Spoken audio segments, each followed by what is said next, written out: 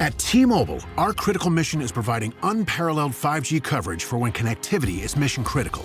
Introducing T-Priority, America's best 5G network experience for first responders, even in times of congestion. More capacity, faster speeds, better coverage. T-Priority from T-Mobile, built for tomorrow's emergencies, ready today. Discover more at t-priority.com. For qualifying organizations on eligible rate plans, coverage not available in some areas and may be impacted by emergencies. This message comes from Greenlight. Ready to start talking to your kids about financial literacy? Meet Greenlight, the debit card and money app that teaches kids and teens how to earn, save, spend wisely, and invest with your guardrails in place. With Greenlight, you can send money to kids quickly, set up chores, automate allowance, and keep an eye on your kids' spending with real-time notifications. Join millions of parents and kids building healthy financial habits together on Greenlight. Get started risk-free at greenlight.com/Spotify. This podcast contains adult themes and language, and some of the things that we discuss may be disturbing to some listeners. In this podcast, we discuss sexual assault, torture, race, and murder. Listener discretion is advised. Please take care of yourself.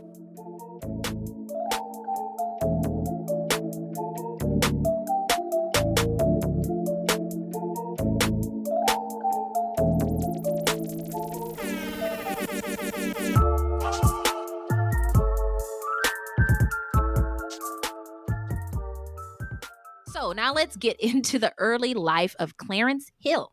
Hit it, Beth. Clarence Hill was born in 1929 to Wilson and Elizabeth Hill. He had a sister named Lizzie and a brother named Rosalie. The Hill family was well respected in their community and regularly attended a local Baptist church. Clarence grew up in Hamilton Township and graduated from Trenton High. He worked as a laborer and was the superintendent of the Sunday school at the Mount Olivet Baptist Church near his home on Wilfred Avenue. At the time of his arrest for the Duck Island murders, Clarence Hill was married to a woman named Minnie Lee, and the couple had 2 young daughters. In March of 1942, he joined the Army and was eventually stationed in South Carolina. He had never been arrested or in trouble at all in his entire life. So now let's get into the timeline. So just as an FYI, as usual for a historical case, keep in mind that some of the information could be a little off, and we did the best we could, but it is an old case. Yeah. So all of this happened 80 years ago. So keep that in mind. Yeah. On November 8th, 1938, the evening of Election Day, 19-year-old Victoria Tonzillo, an expectant mother, packed a lunch for her husband, 20-year-old Vincenzo Jimmy Tonzillo, for his night shift at a sand and gravel company in Morrisville, Pennsylvania. So they lived in Trenton, and he would go across the bridge to Morrisville to work. Got it. Yeah. Jimmy then dropped Victoria off at her mother's house because she didn't like spending the night at home alone. And Jimmy left for work. Or so he told Victoria. However, he did not go straight to work. Oh, no. Instead, he picked up Mary Maya Tovik, 15 years old, and she was a neighbor girl. And the two drove to Duck Island for a tryst. Mary was the daughter of Serbian immigrants, and she was the oldest of 8 children, 6 girls and 2 boys. And 15, I feel weird that they were both going for a tryst. I feel weird saying that because she was only 15. 15. Yeah. Times were different back then, but still, she was a child. Yeah. Jimmy and Mary had been meeting up like this before Jimmy's shift almost every evening for about 2 weeks. Mary's father had found out about it and had forbidden her to go out, but she went anyway. The two were in the back seat of Jimmy's car when a man with a shotgun suddenly pulled the car door open. He declared that it was a stick-up and then demanded money. Jimmy refused to give the man money and got out of the car, where the gunman shot him dead. Mary was then ordered out of the car. And here it gets a little confusing. Some articles say that she was raped and then tried to run away. Other articles say she was not raped. In any case, when she tried to run, the man shot her. At about 8:30 p.m. that evening, Charles Gordish and May Rasmussen were driving along Duck Island Road towards Trenton when they heard a girl screaming. Charles headed up a lane towards the sound.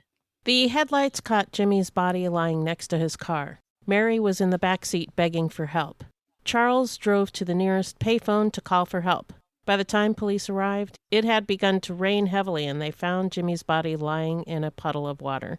So that kind of destroys evidence. Aha. Thank you for pointing that out. OG of True Crime comes through every time. So Jimmy had been shot in the chest.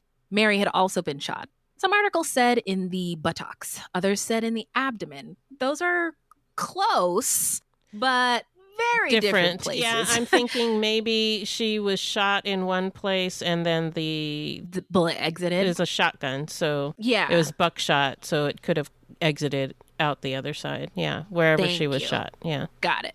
In any case, the buckshot caused widespread damage to her organs. The officers wrapped Mary in a blanket and rushed her to the hospital.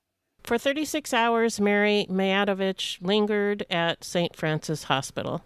According to police, Mary stated that her attacker had been a medium-sized black man.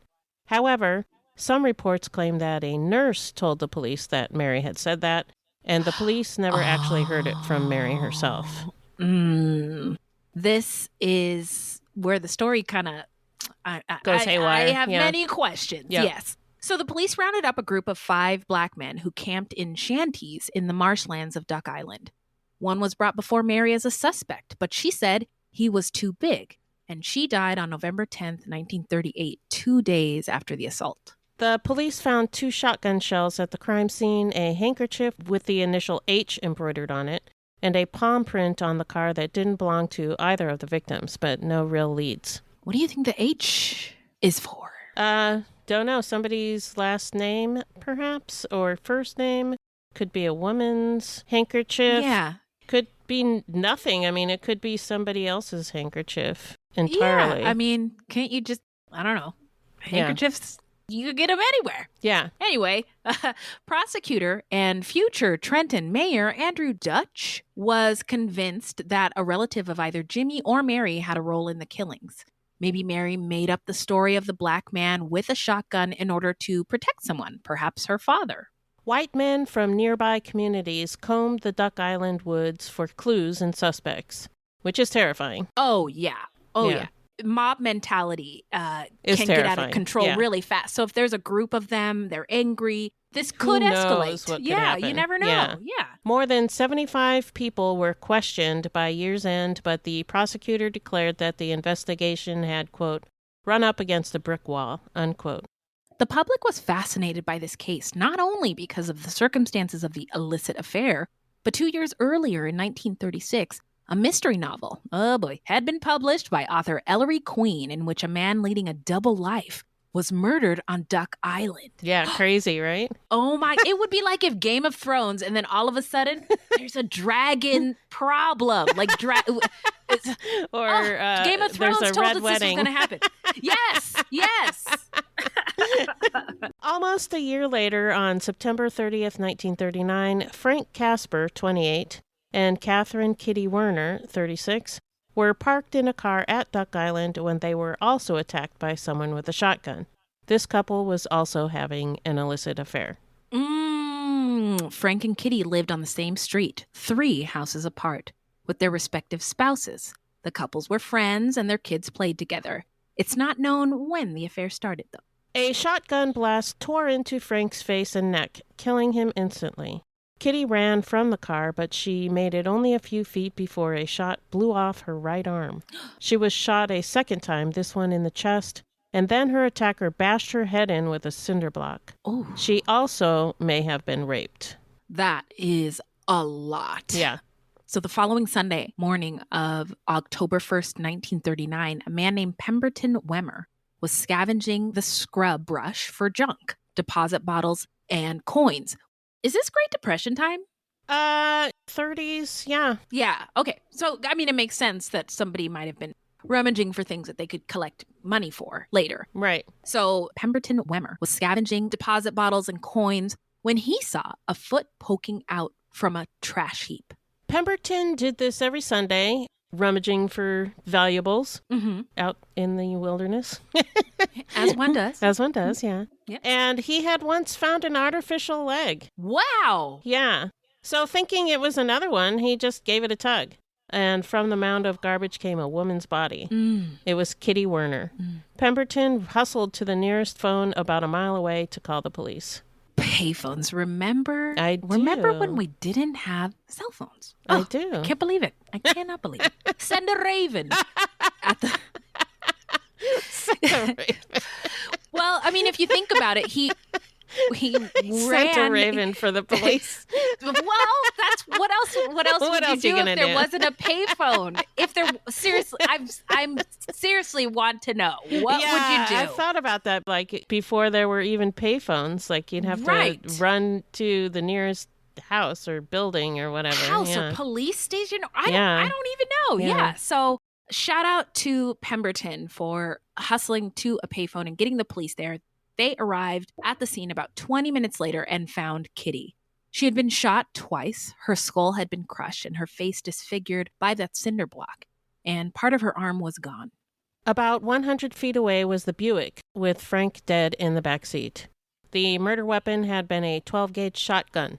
It did not appear that anything had been stolen. Frank still had his wristwatch, and packages from a shopping trip were strewn about, so robbery was ruled out as a motive.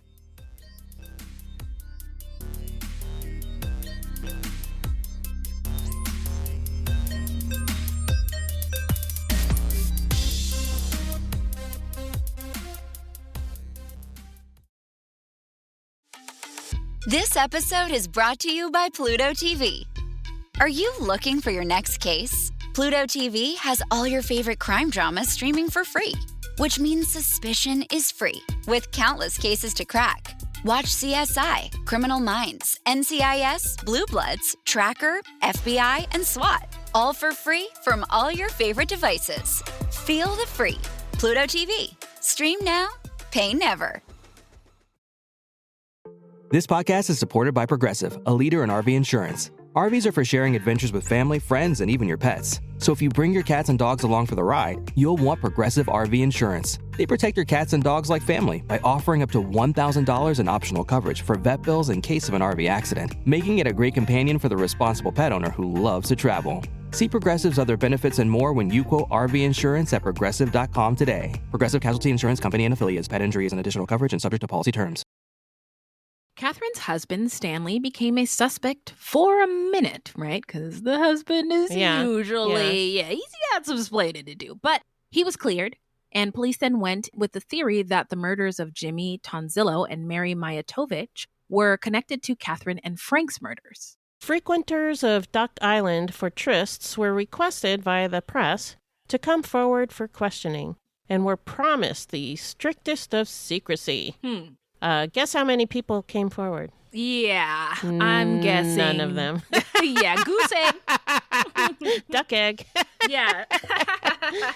The police warned everyone against using Duck Island for trysts, but patrolled Duck Island to be on the safe side. And the police called these Spooner Patrols. Oh, they Cute. always need a fun name for whenever they do stuff. whenever they respond after crimes have already happened. So a $1,000 reward was posted. More people were rounded up and questioned, usually for no reason other than the fact that they were black. And still, there were no leads. The police and press profiled the murderer as a, quote, sex-crazed maniac, unquote, who liked to spy on couples before attacking and murdering them. The investigation intensified before petering out again. Over the next year, 2 couples parked on quiet roads in the vicinity reported being approached by a black man with a gun. There was only one injury, a shotgun wound to the arm, when on November 9th, 1940, Howard Wilson and Irene Robbins were shot at. So November 9th, 1940. The first one was November 8th, 1938, I believe. Both around Election Day. Isn't that weird? That is really weird. And if you think about how contentious American elections have been, it's always about race. It's always about class, right? I always wonder, when something happens around election time, was it motivated by somebody's idea of creating political unrest for votes to get people to motivate for the polls? Interesting. I do not know. Yeah, I don't know. I don't think it would make any effect on... What? Are you kidding me? No, I'm saying on Election Day, or if November 9th was like after Election Day. I mean, there wouldn't be any effect on the election. There wouldn't be an effect on the election, maybe, but there definitely would be society. Like, this is Jim Crow. You don't see how it could have an effect on the election. Yeah. Yeah, I don't see how you don't see that. Well, Fruities, am I blind? What I'm saying is if it had happened like a week earlier, a week before the election, or sometime before the election, then it could have an effect on the election. But the election's already over, pretty much. And when they find the bodies, the election's over. The election is over, but it's a continuum. That's what I'm saying. Even if it happened a little bit after the election, it might not affect who got into office. Oh, okay. But it would still affect politics. That's what I mean. Okay, gotcha. Okay. I thought you were saying it would affect the election. No, just the political climate. The political climate. Yes, of course. Yes. It would affect the political climate. Okay. Gotcha. All right. We came to an understanding. Now we do live in the same America. Okay. I run. The couple was parked in a car when a man came out of the bushes brandishing a shotgun and yelling about how he told them to stay out of there. Howard hadn't even had a chance to shut off the car engine before the man shot through the driver's side window, nearly taking off his arm. Oh my gosh, he threw the engine into reverse and sped off. He was able to drive away to the nearest hospital. At first, he told police that he had been alone in order to protect the reputation of Irene. But then he admitted that she had been with him. The couple identified their attacker as an approximately 40-year-old black man. Then on November 16th, 1940, there was another attack. This time, it was along a wooded area on Cypress Lane in Hamilton Township outside of Trenton, which was also often used by couples as a lover's lane. The victims were Louis Kovacs, 35, and Carolina Morconi, who's 27. They were again neighbors having a secret affair. Although Louis was single, Carolina was married. Carolina had dropped her daughter off at her mother's house for a sleepover that evening and then headed out to meet Louis. The two had been shot in the backseat of the car at such close range that powder marks burned them both. It appeared that the attacker just opened the door of the car and began shooting. Robbery was again ruled out as a motive, as Louis was still wearing an expensive ring and he still had his wallet. On December 2nd, a white man named Joe Kalish was arrested based on a tip and some bloody trousers that were found after Jimmy and Mary had been murdered. Apparently, he'd been beaten by a man after he'd found him with his wife. However, this went nowhere.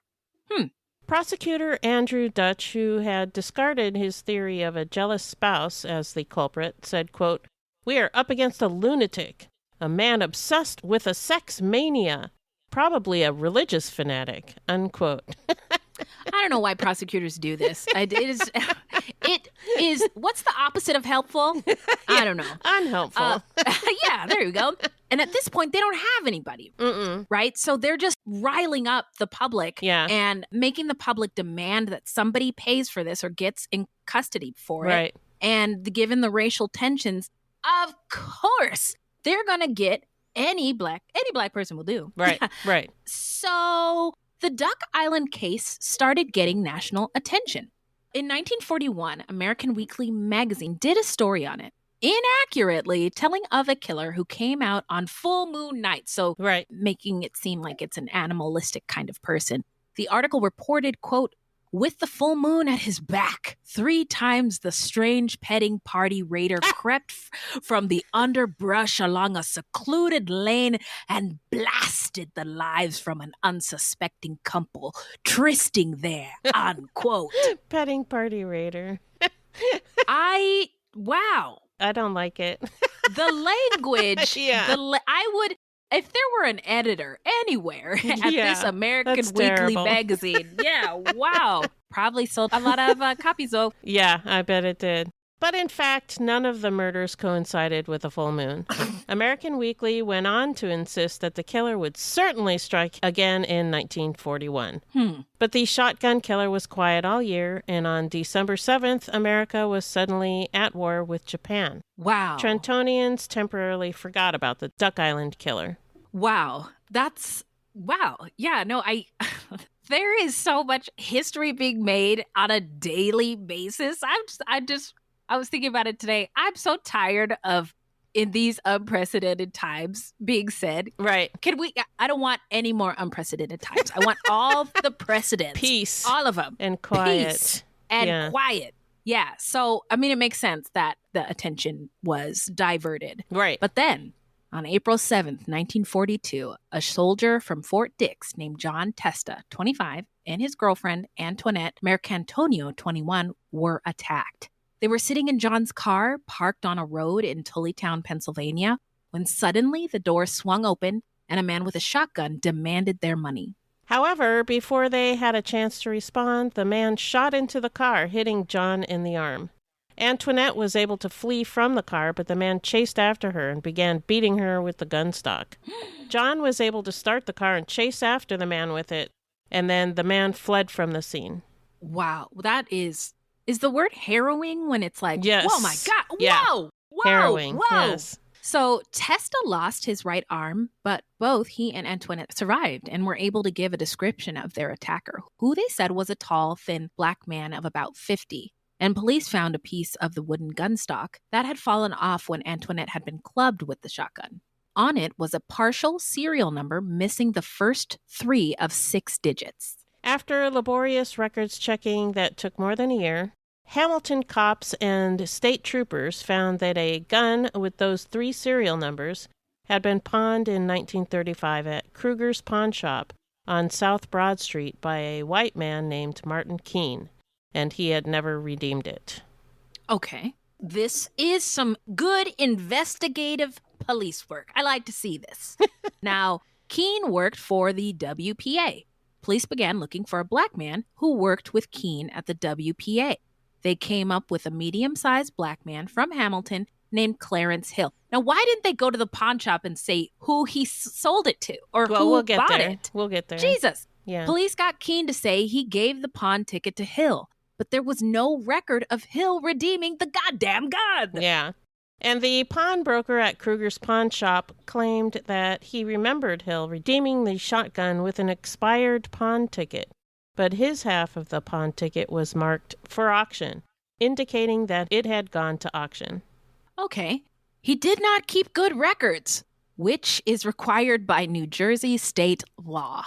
And it has been implied that the police threatened to charge him if he did not say what they wanted him to say. Right. Do you catch my drift? Yes. Does anybody Yes. see what's going on here? Yeah. Okay. So they hunted down a black man that they could pin it on. Yep. And they made Martin Keene say that he gave his pawn ticket to Clarence Hill. Mm-hmm. So they found Clarence Hill. They presented him to Keene, said, "This is the man that you gave the pawn ticket to, right? Right. You better say what we want you to say." Yeah. I'm trying to do my New Jersey copper accent. Then they got the pawnbroker to say that he remembered. Yeah, I remember giving that gun to that man.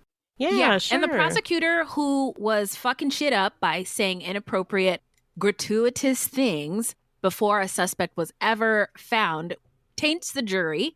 And, you know, the public wants this solved. Right. We're at war, for God's sakes. Yeah. Get this over with. Yeah. So there's a lot of pressure for them to do it and not necessarily do it right. Yeah.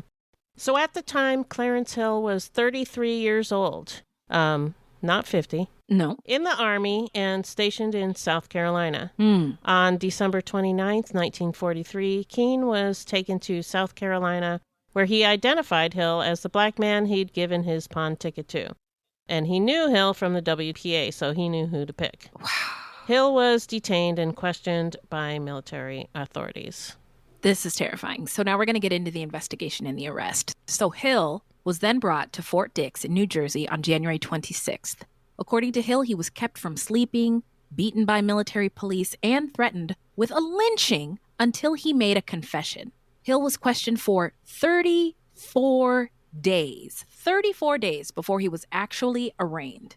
In the murders of Jimmy Tonzillo and Mary Mayatovich, the police had a confession from him in which he allegedly told them that he bought and then drank whiskey and wine before going out to Duck Island and committing the murders. Whiskey and wine. That doesn't sound like a great combination, No. but I have heard it in songs. Okay. She serves them whiskey and wine. Hey, seriously, Brandy, you're a fine girl. That's the only time I've heard whiskey and wine as a combo. Together, yeah. Desired. Right. Anyway, however, Hill didn't even drink. And that day had been election day. Alcohol was not sold on election day. Also at the time, it was a stereotype that Black people love drinking whiskey and wine. So there's that. Obviously. So yeah, obviously. You know the Blacks, they love whiskey and wine. Love whiskey and wine. So the police demanded other soldiers' names from Hill, men who, quote unquote, knew about the pawn ticket. Then they brought in a man named Roy McNeil and treated him the same way that they had treated Hill in order to get him to say that he knew about the pawn ticket and the shotgun. But he refused. Shout out to Roy. Yeah. So Hill wrote to his parents that the police were pulling some, quote, fast tricks, unquote, and trying to make him, quote, know something, unquote, about these murders. His parents hired Robert Queen and Frank Wimberly, the only Black attorneys in Trenton, to represent him. On February 3rd, 1944, Hill was turned over to civilian authorities. They demanded from Hill the location of the shotgun. According to Hill, he was threatened and beaten until he told them something. Is anybody else wondering, like, he's an American citizen and he's a serviceman. Yeah. Shouldn't he have rights? Yeah, you would think so. No, he's Black, though. So Hill told them he had buried it in his parents' basement. The police dug up the entire basement. And what do you know? It wasn't there. They went back to Hill, who then said that he had buried it in the woods near one of the crime scenes. But of course, it was not there either. Instead of coming to the conclusion that they were pushing for something that Hill had no knowledge of, police called him a liar. While this was going on, Hill's defense attorneys were trying to find him. The military told them that the police had him. The police said the military had him, and the gun was never found.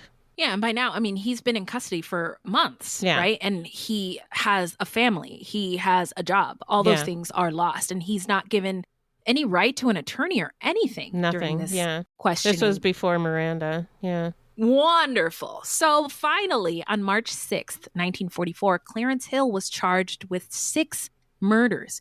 He pleaded not guilty. So now let's get into the trial. What do you got for us, Beth? Hill's trial began in December of 1944, and he was tried for the murder of Mary Mijatovic only. During the trial, Hill's attorney, Frank Wimberly, argued that Hill had been beaten to get a confession, and a Dr. Sam Moore testified that he had examined Hill on February 12th, and his body showed bruises and injuries from a beating.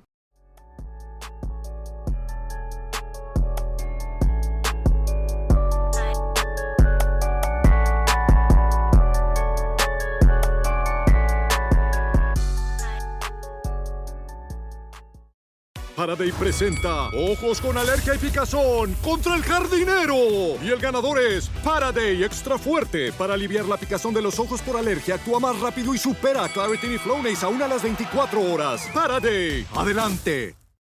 Hill testified on his own behalf, not something that defendants always do. Yeah. But he had a soft voice and a gentle, polite demeanor. And he most likely made a good impression. I mean, a Sunday school teacher who served in the military. I mean, that's a dream of a witness.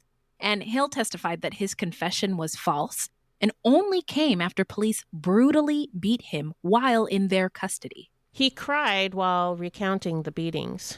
Authorities, as they were called to the stand one by one, denied that they ever threatened or beat Hill. Yeah, I mean, and, you know, police testimony, for some reason, is the most credible inside of the courtroom. Right. Next to like a confession or a witness, the police's word is often the end all be all in these scenarios. So John Testa, who had described his attacker as a tall, thin Black man of about 50, was called to the stand by the defense. He would not identify Hill as his attacker, but he did say that he was about the right height. Witnesses testified that on November 8th, 1938, between 7 and 8 p.m., when the murder took place, Hill and his family were voting. The Reverend of Mount Olivet Baptist Church, where Hill was a superintendent, testified as to Hill's good character. I also want to say, you know, about our conversation earlier, is that this could also be a form of voter intimidation, right? Yeah. If you Black people want to act all uppity and vote like a citizen of this country, you got another thing coming, because we can make you a ward of the state in a minute, in a heartbeat, and take away every single right you think that you have. Yeah. So after a 2-week trial and 5 hours of deliberation, Hill was convicted by an all-white jury whose names and addresses were printed in the paper. Yeah, so that's intimidating. That is intimidating. Oh, man. And that's another way the system would force those juries to uphold what the system wants. Yeah. If they did not convict him, they probably would have suffered consequences. Yeah. Absolutely. But the jury recommended leniency in light of Hill's cooperation with the police. But allegedly, one of the jurors told defense attorney Robert Queen that they actually recommended leniency because they had some doubt that he was guilty. But Hill was sentenced to life in prison. So now let's get into where are they now? Okay. Well, we'll tell you. Hill's wife, Minnie Lee, and his 2 daughters never came to see him. He was never tried for the other 5 murders. Duck Island ceased to be a lover's lane after a large power station was built there. In 1945, the Clarence Hill Defense Committee was formed by one of Hill's uncles and some friends and neighbors. They organized a letter-writing campaign, writing letters to the governor to demand a pardon. They distributed pamphlets about the case to the public and raised money for his defense. While he was in prison, Hill was described as soft-spoken and gentle, a model inmate who never got into trouble and who was well-liked by everyone. In August of 1948, 6 black men were convicted of the murder of an elderly shopkeeper in Trenton, New Jersey. Called the Trenton Six, the 6 young men were convicted by an all-white jury and sentenced to death. Pick any town in the United States. There's a Trenton Six. There's a Trenton Six. And, I think the goal is justice, right? Right. So anyway, the Trenton police, pressured to solve the case, had arrested the 6 men without warrants. They were held without being given access to attorneys and were questioned for as long as 4 days before being brought before any judge. 5 of the 6 men charged with the murder signed confessions written by the police. There was no forensic evidence, and the only living witness could not identify them. The CRC, or the Civil Rights Congress, led by black attorney William Patterson, eventually took up their cause. And Leon Josephson was also another CRC attorney, and he'll come up in a little bit. Okay. The CRC were able to get the men a new trial before withdrawing and turning the case over to some nationally recognized attorneys. 4 of the Trenton Six were eventually acquitted. 2 were sentenced to prison. 1 was eventually paroled, and the other one died in prison of a heart attack. Because of legal abuses in the treatment of suspects after the arrests, the case attracted considerable attention. The CRC and the NAACP generated publicity to highlight the racial inequities in the railroading of these suspects, their lack of access to counsel, the chief witness's inability to identify them, and other issues. As the issue of false confessions was in the public eye, CRC attorney Leon Josephson took up Clarence Hill's case in 1953. The case gained the attention of some ACLU, American Civil Liberties Union attorneys, and they also decided to look into Hill's case. Leon Josephson helped Hill with his parole petitions, and he went before the parole board every year between 1959 and 1963. The ACLU sought clemency on the grounds of false confession. Hill was never granted clemency, but he was finally granted parole and released from prison on April 24th in 1964. At that time, he was 53 years old.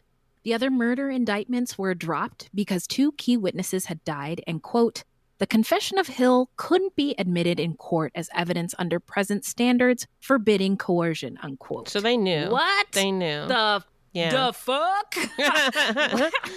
Now, Pennsylvania comes back into play. They sought extradition for the murders that had taken place in their state. So although Hill was released from prison, he was released in handcuffs and taken to a magistrate's court for a hearing. But Hill had throat cancer, so he was granted bail so he could get treated. In August of 1964, New Jersey governor refused Pennsylvania's request for extradition. Good. Yes, that is good. I just Hill was treated for his throat cancer.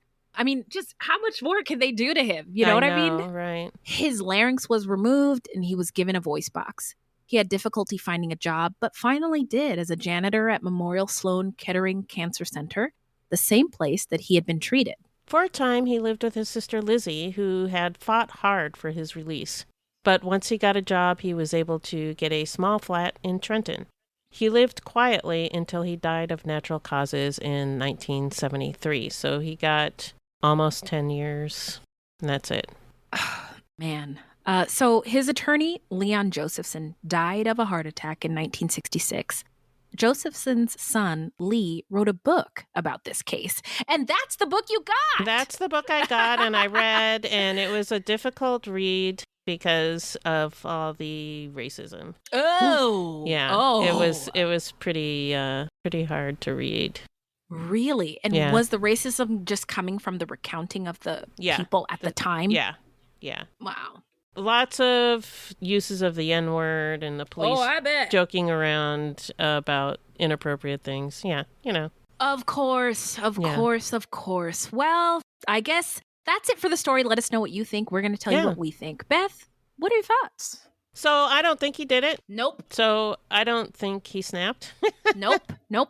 He didn't have any of the factors in his childhood that we are used to seeing: abuse, neglect, etc. Mm-hmm. It seemed like he had a pretty good childhood considering the circumstances, you know, being born black. Right. Whenever he was born. 30s, yeah. Actually, he was born in the 10s. Was he born in the right. 10s? He was 33. Yeah. Yeah. Okay. So in the 10s. Yeah, something like that. Kind of crazy that he, at 33 is when he was arrested, right? Right. His Jesus year is what we call that. His Jesus year that his life was ruined. Yeah. Yeah, terrible.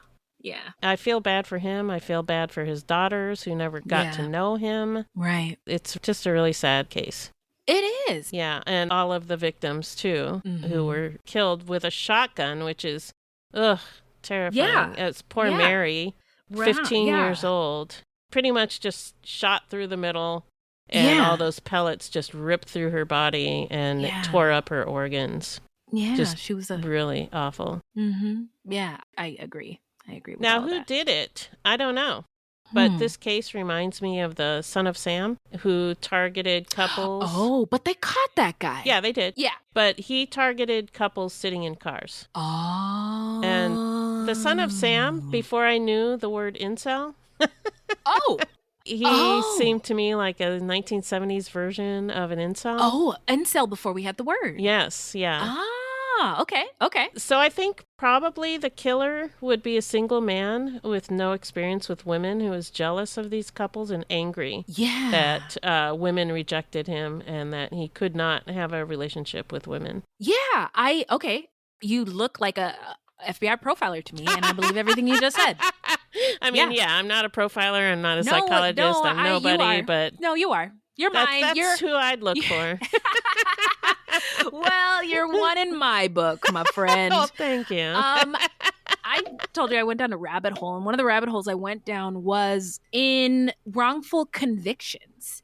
And I found, and I'll get to it in my shout outs, but there's a whole community of victims who are victims connected to people who were wrongfully convicted. And it's a weird club to be a part of, right? Yeah. The people who were wrongfully convicted and the victims talking about how they felt quote unquote closure when that person was convicted. And then the convicted person does get exonerated, and it's a day of jubilation and joy for that exoneree, but re-traumatizing for the victim. For the victims and the victims' families. And, right. And you don't think, I mean, until I started doing Fruitloops, I didn't think about the process for the victim and the re-victimizing by continuous trials or hearing about it in the media, etc. And it just, I don't think he did it either. Yeah. I agree with your take on the profile. It is really unfortunate that the system just wasn't ready to do what it should have done at the time for the victims. Do some actual police work. Because it hurts everybody, right? I mean, a guy's in jail. Whoever did it got away. These victims are harmed, dead, etc. And the guy who did it is still free. Out there somewhere. Yeah, it's fucked up. Yeah, very fucked up. So that was just what I thought a lot about Clarence and how I felt really bad for Clarence. I also feel really bad for the victims and the community. Yeah. This must have been a terrifying time and place to exist in. And so Yeah, I bet it was. certainly I don't want to discount that, but I really felt for Clarence in this one. Yeah, me too. Let us know what you think. Beth, where can the people find us? Our website is fruitloopspod.com, and we use Fruit Loops Pod for all of our social media. This is a weekly podcast, and new episodes drop every Thursday. So until next time, look alive, y'all. It's crazy out there.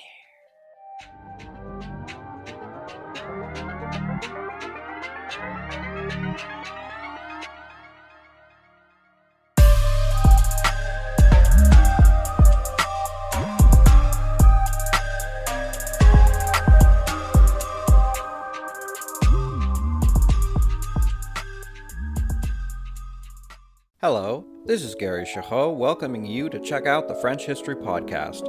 Our main show covers the history of France from the first humans until present. If you liked Mike Duncan's The History of Rome and wanted a similar program covering the land of beauty, culture, and love, we are exactly that. We also host world-renowned scholars who have delivered guest episodes on their specialties, including 18th century pirates, revolutionary booksellers in 20th century Paris, the special friendship between the Marquis de Lafayette and Thomas Jefferson, and numerous others. Learn what you love and listen to the French History Podcast today.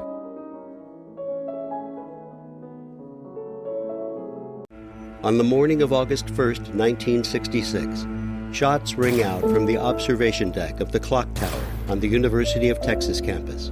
It marks the infamous beginning of the modern era of mass shootings in America. You're listening to Stop the Killing podcast. Join us as we take you behind the crime scene tape to explain global mass shootings and mass attacks. I'm Sarah Ferris, but more importantly, this is Catherine Schweit, the former head of the FBI's active shooter program. I spent 5 years as the FBI's top executive looking for answers to the mass shooting crisis. I've been at the shooting scenes, I've traced heroic acts of bravery, and I've sat silently and listened to the heart-wrenching stories from survivors. Amongst this horror, there is hope. We all hold the key to stop the killing. You just need to know how to unlock the door. Download Stop the Killing and be part of the solution. Search Stop the Killing on Apple, Spotify, and all the usual suspects.